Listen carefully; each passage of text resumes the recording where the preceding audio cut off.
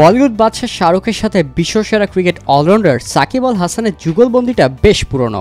IPL এই বলিউড বাদশার দল কলকাতা নাইট রাইডার্সকে দুবার চ্যাম্পিয়ন বানিয়েছিলেন বাংলাদেশ ক্রিকেটের পোস্টার বয়। তবে গত কয়েক মৌসুম ধরে আইপিএলে না খেলায় বেগুনি জার্সিতে দেখা যাচ্ছে না সাকিবকে। তবে আবারও নাইট রাইডার্স ফ্র্যাঞ্চাইজির হয়ে মাঠ মাতাবেন সাকিব আল হাসান, কিন্তু এবার আইপিএলে কলকাতা নাইট রাইডার্সের হয়ে নয়, খেলবেন লস অ্যাঞ্জেলেস নাইট রাইডার্সের হয়ে। আমেরিকার মেজর লিগ ক্রিকেটে শাহরুখের দলটি খেলে লস অ্যাঞ্জেলেস নাইট রাইডার্সের নামে। তাদের হয়ে 2024 আসরে মাঠ মাতাবেন এই অলরাউন্ডার। যুক্তরাষ্ট্রের ক্রিকেট লিগে প্রথম বাংলাদেশি হিসেবে নাম লেখাতে যাচ্ছেন তিনি।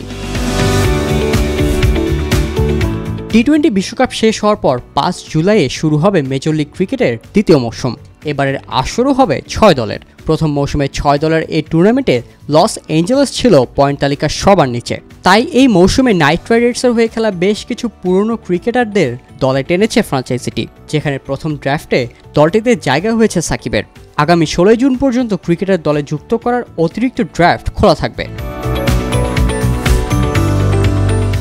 সাকিব ছাড়াও আগে থেকে লস অ্যাঞ্জেলেস স্কোয়াডে আছেন ওয়েস্ট ইন্ডিজের তারকা allrounder Sunil Narine, Andre Russell, Jason Roy, Spencer জনসনের মতো বিদেশি তারকারা।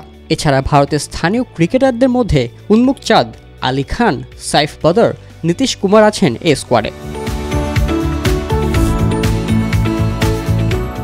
এর আগে কলকাতা নাইট রাইডার্সের হয়ে 2012 ও 2014 সালে শিরোপা জিতেছিল সাকিব আল হাসান।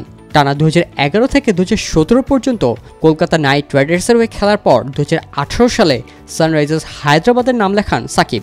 2 মৌসুম সেখানে কাটিয়ে 2021 সালে আবার নাইট রাইডার্সের পুরনো ডেরায় ফেরেন তিনি। সেবারই ছিল আইপিএলে সাকিবের শেষ মৌসুম।